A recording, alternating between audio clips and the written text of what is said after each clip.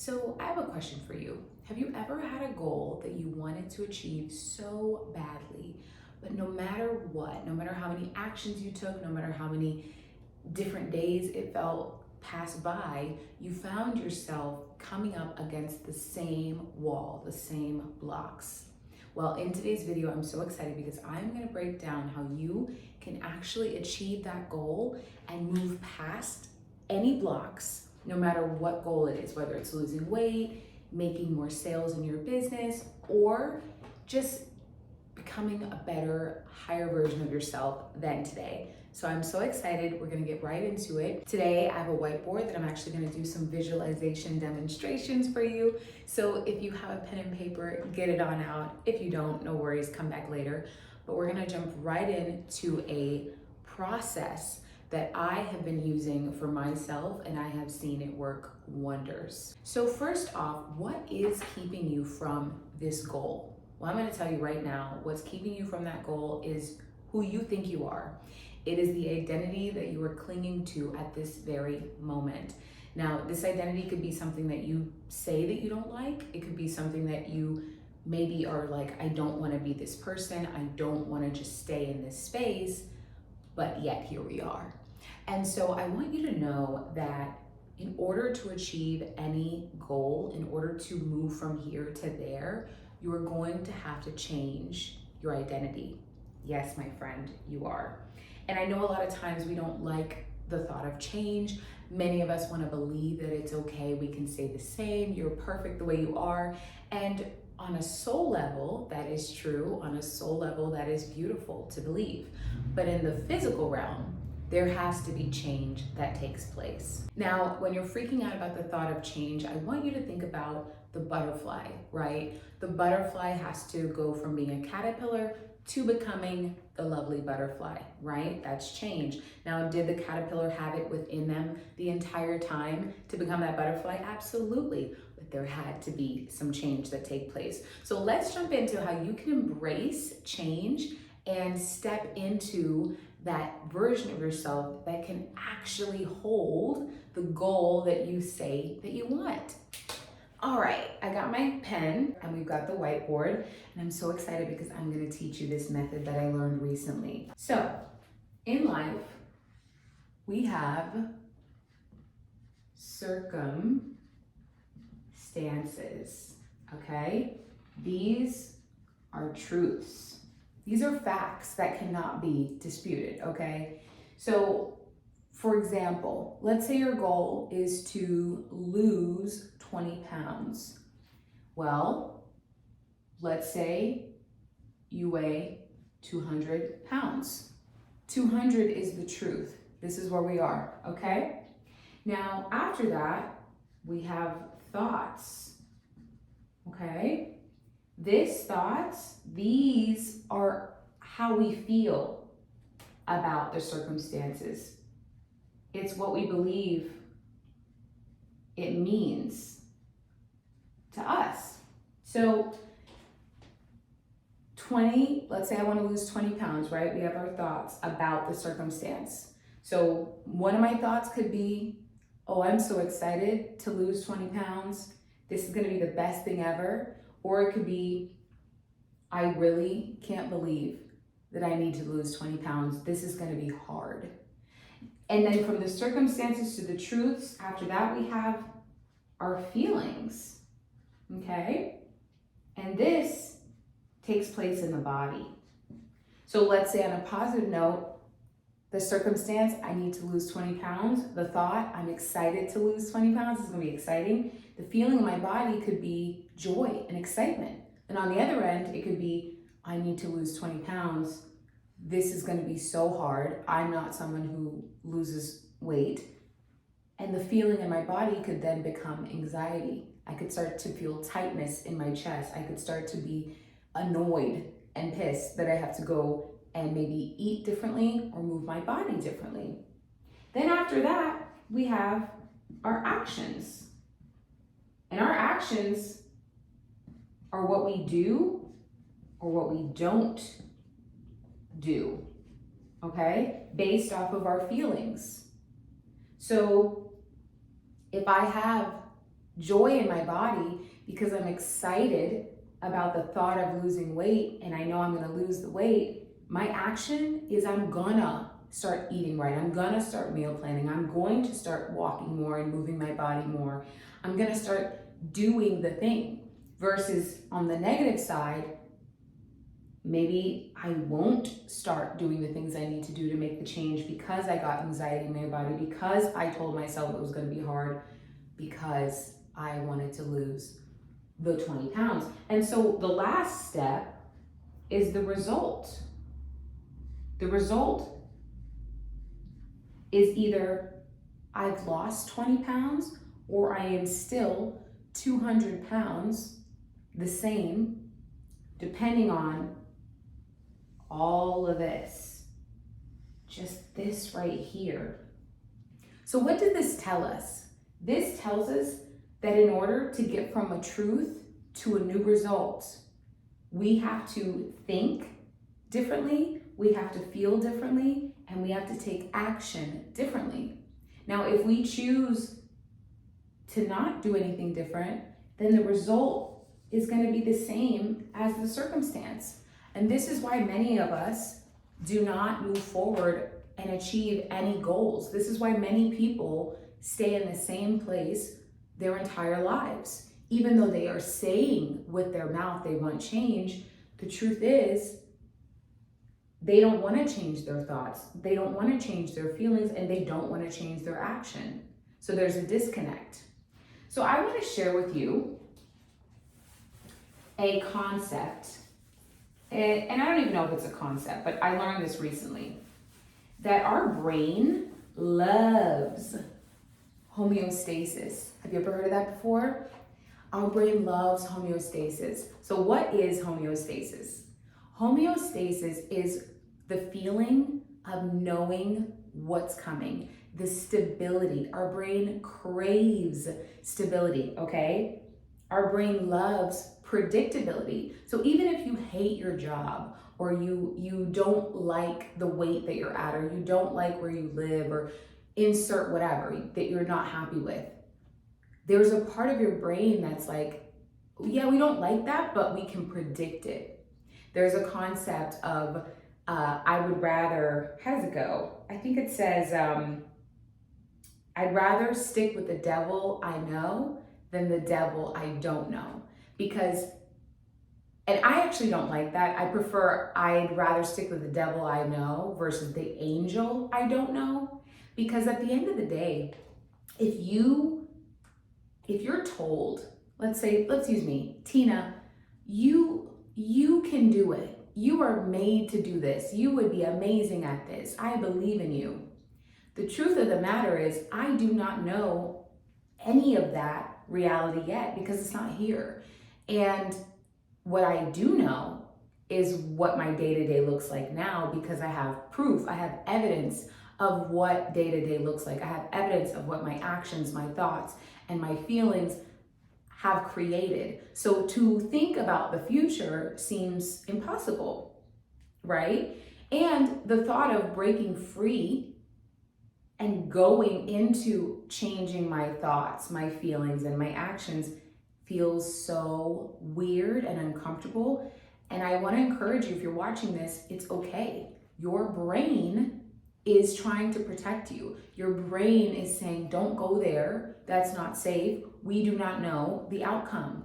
We know the outcome of all of this misery, okay? Even though we're suffering, even though we don't like this, it's what we know. We have built a callus to take this pain, to take this suffering, to take this mundane life. And I want to encourage you that there is a way that you can break free of homeostasis. So let's get right into that. So off the top, we already talked about circumstances, thoughts, feelings, actions, and your results. Remember?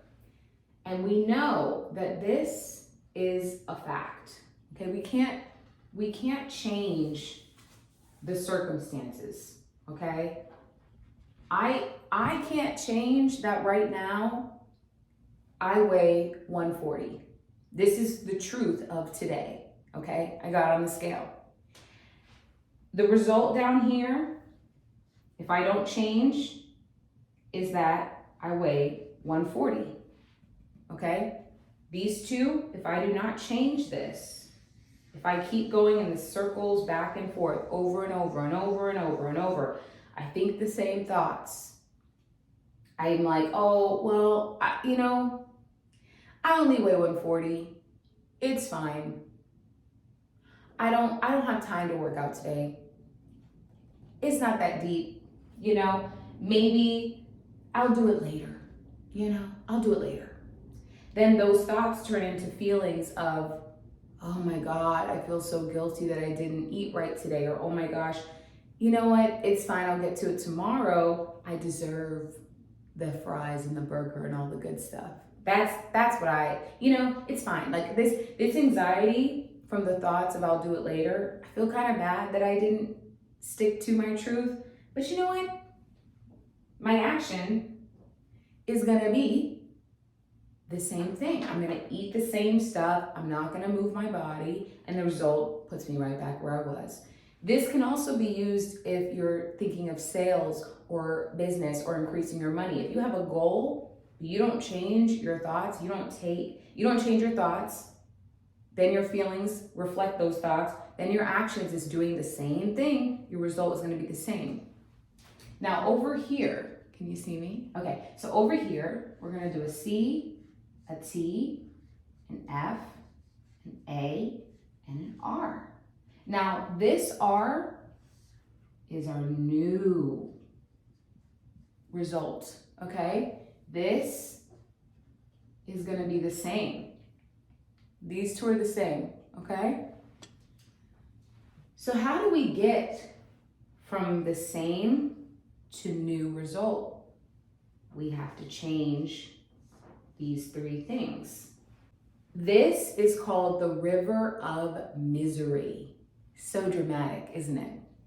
But the river of misery is what you have to go through to cross out of this to get to the new result that you desire. And the reason why it's called river of misery and it's so dramatic is because change is hard. We've established that the brain likes homeostasis. The brain likes to know what to believe, to know what to predict, to know what is coming around the bend.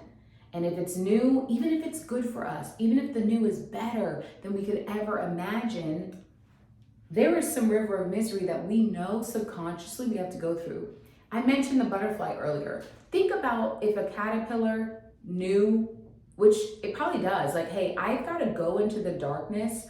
I've got to literally die and wither away to transform to become a butterfly. Are you insane? Actually, crawling around on the ground sounds pretty nice, right? Even if that caterpillar sees all the butterflies in the air, there is that river of misery, that space of misery that it must go through. I also think about the eagle. There's a process called the molting process. And with eagles, they have a choice. I believe it's at the age of 70 years old. They can either die, they can either pass away, or they can choose to go on a rock, go through the molting process of breaking their beak, ripping their feathers out, misery, you feel me? But once they get through that molting process, please look this up, and I'll link something below for you to see more about this. Once they go through the molting process, do you know that they become the strongest eagle? They're stronger than the youngins, okay? They have now become super eagle. I was gonna say superhuman, but they become super eagle. They fly higher than they ever could, okay? They're stronger than they ever were. But there was a process that they had to go through, and it sucked. But either they were gonna stay the same and just be the 70-year-old eagle that passed away, or the caterpillar that said, you know what, I'll be warm food for other birds than be a butterfly. No, if you're watching this video, you know that you're meant to be the butterfly. You know that you're meant to be the eagle that flies as high as it can. And so You've got to change the way that you think. You've got to change the way that you feel. You've got to change your actions in order to become the butterfly, in order to become the eagle, in order to achieve the results that you say that you want to. You don't get to just wake up and magically be different. And I wish that were true, but there's a process. One of my favorite YouTubers, Myron Golden, talks about how if it's not working for you, it's working on you. And the river of misery is a perfect example of that. There are times when I work out and I feel like it's not doing anything. I'm meal prepping, I feel like it's not doing anything. But that thought, if I keep saying, oh, this isn't doing anything, I'm not seeing results, it's gonna make me feel discouraged. And then my actions is to stop and to give up and to go back to the lifestyle I had before, resulting in the same freaking result. But if my mentality is, you know what? Working out and eating healthy, this is not fun, but I believe it's working for me. I believe that even though I don't see it working for me yet, I know it's working on me. I know it's working on me. My muscles are hurting. I know it's working on me. The feeling from that place is, ooh, okay, it's working on me. I'm excited to see the results. I'm almost there. And then from there, my action is, let's do more of this.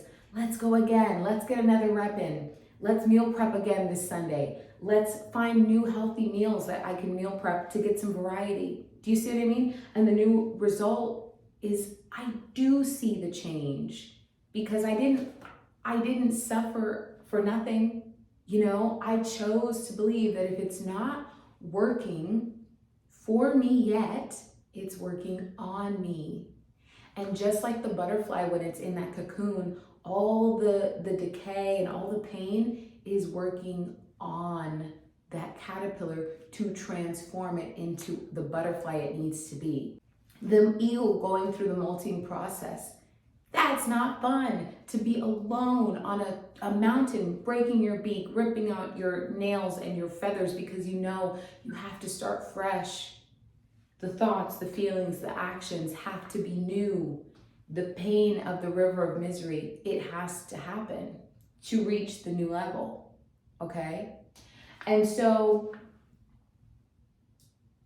whatever your goal is in life, if you're like, I really want to get to the next level, I'm trying to level up, I'm trying to get there, you've got to think differently, you got to feel differently, you got to act different.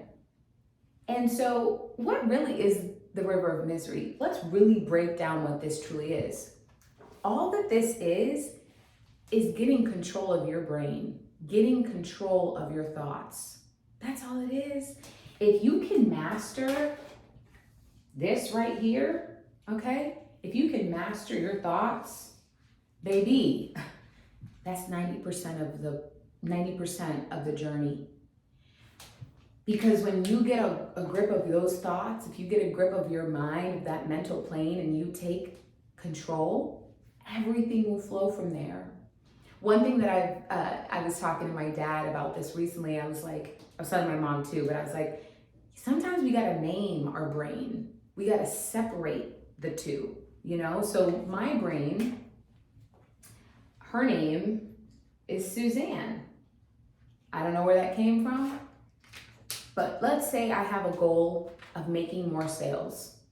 I have done photography for 4 years. And I will tell you this, the 1 year where I saw the most breakthrough, where I literally made so much money than I had ever in the past. I had so much more impact, so many more clients, okay? What was the difference? And I will tell you, the difference was changing my thoughts. Instead of being like, who really needs pictures? It's not that serious. They don't really care. Who cares to see me post online? Who cares, who cares, who cares? I changed my thoughts and I said, no, this is important. I'm capturing pictures of their legacy. This is important. I'm capturing photos for this business so that they can show up as the best version of themselves, attracting their ideal client. And from there, I got excited. I was like, oh my God, This is a huge thing. I've got to put myself out there. I've got to start following up with old prospects. I should be making call after call, posting more consistently.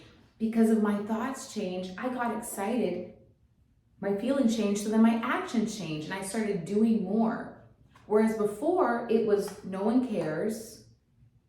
I got a feeling of anxiety that what if I get rejected? What if people think I'm crazy or annoying? Which made me do nothing, which made me made the same amount of money, if any amount of money.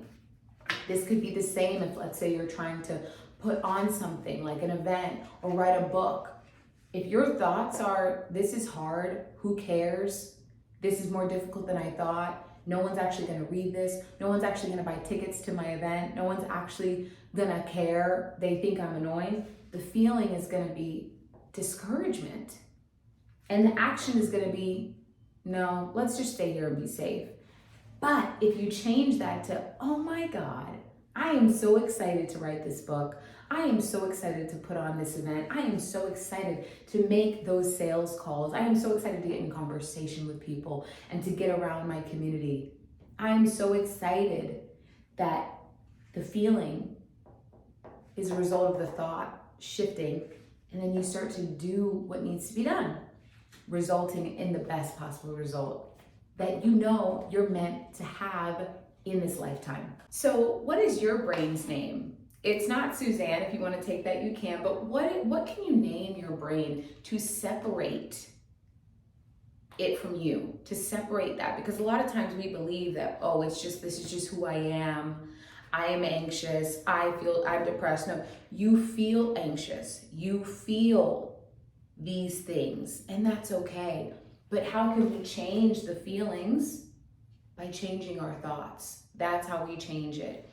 And so whenever my brain starts getting crazy, I'll share a little bit about me right now. I am putting on a women's intensive, my very first ever at this magnitude. And I'm also simultaneously writing a book. Now you may say, Tina, that's a lot. And yes, but what can I say? I always do the most. But for me, I've had moments where my brain is freaking out, is glitching. It's like, abort mission, get out of there, don't do it.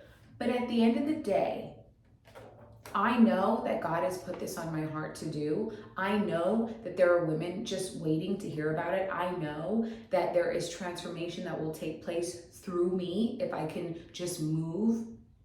I know, a year ago, I hired a personal trainer and a nutritionist. Through her, it was one of the hardest things to change my diet, to change how I moved and grooved and change my life protocol, because my brain, Suzanne, was like, we are not people that wake up in the morning and go to the gym every day. We are not people that only do this much and get that much result. I thought that I had to run miles and do burpees and all these things, and this trainer taught me that I could just walk for 45 minutes with my dog and see results.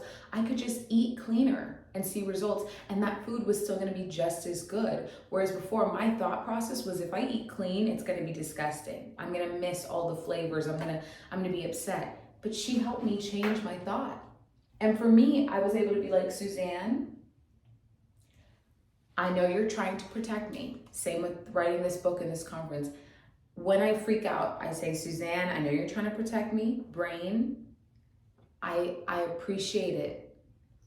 But this is something that I know has to be done. This is something that I know is going to leave a beautiful impact, not on just my life, but the lives of those around me. Even with just getting to my desired weight, that wasn't just for me. I want to be a mom one day. If I can't establish a new life protocol where I'm caring for myself and it becomes the new standard, how am I gonna be a healthy, mother that is confident in getting back to my previous weight and having the energy? And I want to say one more thing that's super exciting is that when you make it through the river of misery, when you tell Suzanne or your brain or whatever, hey, I know you're trying to protect me, but we're going to move forward anyways. I know you're trying to protect me, but we're going to take this step anyways because we know and we have faith. We have faith and we're taking action that this is going to yield a new result. What happens is once you're on the other side, this becomes your new standard. This new result becomes your thermostat. It becomes what's natural to you. And this entire process will continue as long as you're alive, because transformation is built into us as human beings. That's why we feel so uncomfortable when we stay the same, because it's not natural. We are meant to continue to grow. We are meant to continue to transform and level up and continue to be a better version of ourselves in each season of life. And so if we can master our thoughts, get a hold of that brain and say, thank you, homeostasis. I know that this feels stable and this feels good, but there's more. I know that this feels predictable, but there's more. I know that we are good here, but there's more. There's so much more. There's so much love. There's so much laughter. There's so much more community. There's so much more impact. There is so much more waiting on us if we can just get through the river of misery. And the last thing I'll say, I know I said the last time, but the last thing I'll say is that when you think about rivers, they are moving water, they are living water, they are being constantly cleansed by the rocks that it's hitting, by the life that's flowing through it. It's living water, it's cleansed. River water is moving. It's transforming every day. But if you stay over here, constantly being in the same place over and over, you're a pond. You're a disgusting pond. And that's why it feels so miserable to stay in the same place. That's why it feels so painful to stay in the same place. When you look at yourself in the mirror and you're like, oh my gosh, I am not proud of who I am because I am in the same place. I should be so much further ahead. Because it's stagnant water. Stagnant water, it doesn't serve anybody. If animals are in it, it just breeds bacteria. And for me, I can't speak for you, but for me, when I learned this concept, immediately I said, I don't want to be stagnant water that breeds bacteria. We have plenty of that on this planet already. I don't want to be someone that is contributing to more sickness, that is contributing to breeding more bacteria. I want to be somebody that decided and had courage and had confidence and worked on their self-belief to know that they had what it takes to go through the river of misery, to cleanse themselves, to renew their thoughts, to renew their feelings, to push through and take the action needed to get to the new result. Because once you're here, that's the new standard. Once you're there, you don't ever have to go back. How awesome is that? And it's like a stair step, right? You're level, level, level. Glory to glory to glory, okay? You gotta keep on going. And once you get to the next stage of a new result, let's say your goal is to lose weight. Once you've lost that weight, you get to put energy into something else. If your goal is to make more sales or launch something, once you take the action necessary, that's the new standard. You're like, oh, I don't mind calling prospects out of the blue. I don't mind getting in conversation. I don't mind putting myself out there because I already overcame. And I see evidence of the benefits of getting out of homeostasis. I see evidence of why transformation is so powerful. So I want to encourage you that whatever goal that you have, write it down. The number one goal that you have right now that keeps coming back, keeps coming up, keeps knocking at your door. Because I have to tell you, my friend, if you're watching this, your goals and your desires, they are not a problem. They're simply waiting for you to change the way that you think about them. They're not a problem. They're simply waiting for you to feel differently about them. They are not a problem. They're simply waiting for you to take a new action so that you can move through this. And getting a hold of your brain, it sounds so simple, and I get it's hard. But once you take that step and you say, no, brain, thank you for protecting me. If you're right, you can tell me later. But right now, we're going to lean on faith. Right now, we are going to lean on belief. So if you have a goal, write it down. And I want you to put your name, I'll write this here. I want you to put your name at the top, okay? So I'm gonna put Tina, because that's my name. All right. Right? So we got Tina here and Tina there. And I want you to actively think about what new thoughts do you need to cultivate to get to this new version of yourself? What new feelings do you need to feel to get to this state? What new feelings do you need to think about yourself, about your environment? What new actions do you need to take?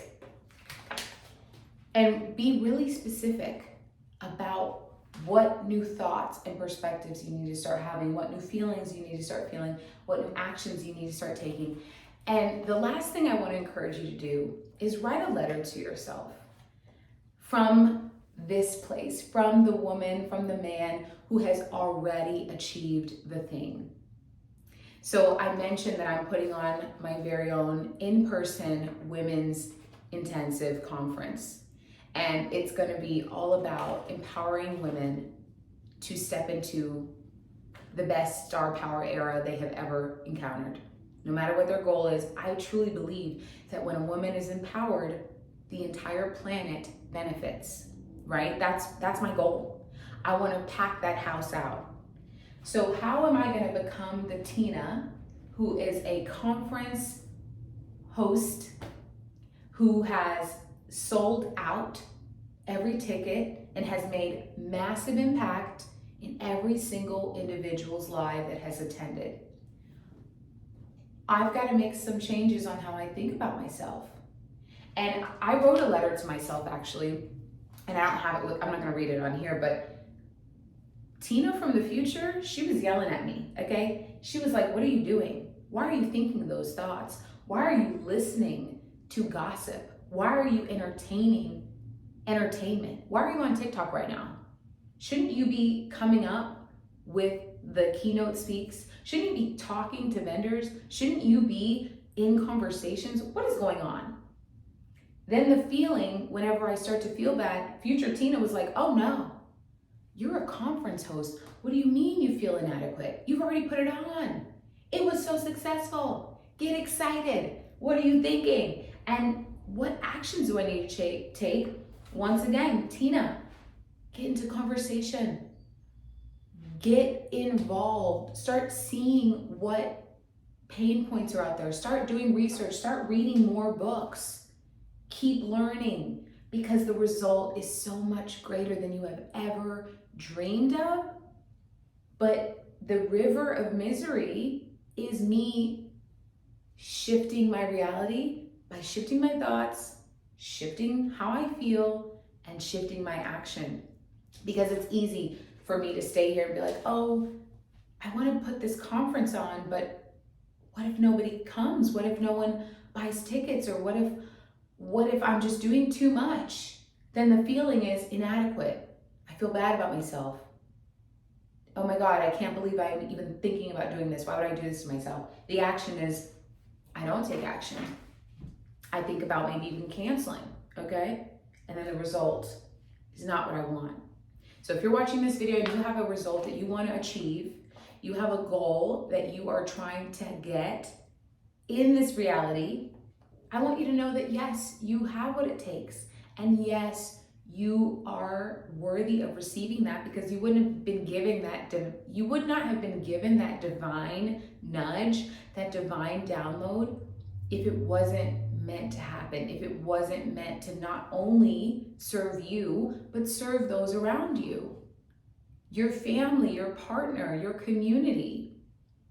And so this is why it's so important for us to get out of homeostasis, okay, where things are the same, going around and around in circles, and move through. Let the river of misery cleanse our stagnant waters. Let the river of misery cleanse all the bacteria so that we can become a river of living water, water that is beneficial and has life inside of it, that can be drank, okay? People can actually drink it, and that becomes our new identity. And I want to leave you with this. If you feel that whatever your goal is impossible, if that's one of your thoughts, it's like, it's impossible for me to lose the weight. It's impossible for me to reach heightened levels of success. It's impossible for me. I want to leave you with this story. So I don't know if you've ever heard of the 4-minute mile, but up until 1950s, I believe it was a standard that it was impossible, humanly impossible, for a human to run 1 mile under 4 minutes, and even at 4 minutes. This was what everybody agreed to. Everyone agreed to this standard protocol. But it took one man to say, no, I want to test that theory. I want to go through the river of misery to believe if that's really true. I want to truth test that bad boy. So the circumstance for him was 4-minute mile is impossible. His thought wasn't, oh, well, it's impossible, I don't think I can. His thought was, that could be cool. That could be cool if I could break that, if I could actually maybe achieve that. Then his feeling was, ooh, this is gonna be exciting. Let me get up, let me get to it. I feel good about myself. The action, every day he was training. And do you know that this man, I forget his name, but I'll put the information down below. This man literally broke the record and ran a 1-minute mile, not at 4 minutes, but at 3 minutes and 43 seconds. He broke the standard protocol. He did not lean into truth. He took control. He said, this is the circumstance, this is truth, but he leaned into a reality where his thoughts, his feelings, and his actions resulted in a new standard protocol for the entire planet. And do you know that after he broke this record, people all over the world started coming out of the woodwork saying, oh my God, I also broke the record. I also was able to run under 4 minutes. This is the power of our brain. This is the power of psychological belief. It doesn't matter what we've been told is true. If you decide that it isn't impossible, then that becomes the standard. I love the quote that it's only impossible until it's done. That's the quote I'm gonna live by. It is only impossible until it's done. So no matter what your goal is, no matter how big or small you make it seem in your head, it's not impossible. It's only impossible until it's done. Thank you so much for watching this. I'm sending you so much love, and I hope that you start to believe in yourself. I hope that you start to change the way that you think, the way that you feel about yourself and your circumstances, and take new, bold action, because it's what you were designed to do. All of nature does it, and we are a part of that. So let's flourish and let's reach heightened levels of success with our goals, so that it's not just for us, but all who are around us can benefit from us becoming the 4-minute mile and inspire other people. Thank you so much for watching, and I'll see you in the next video.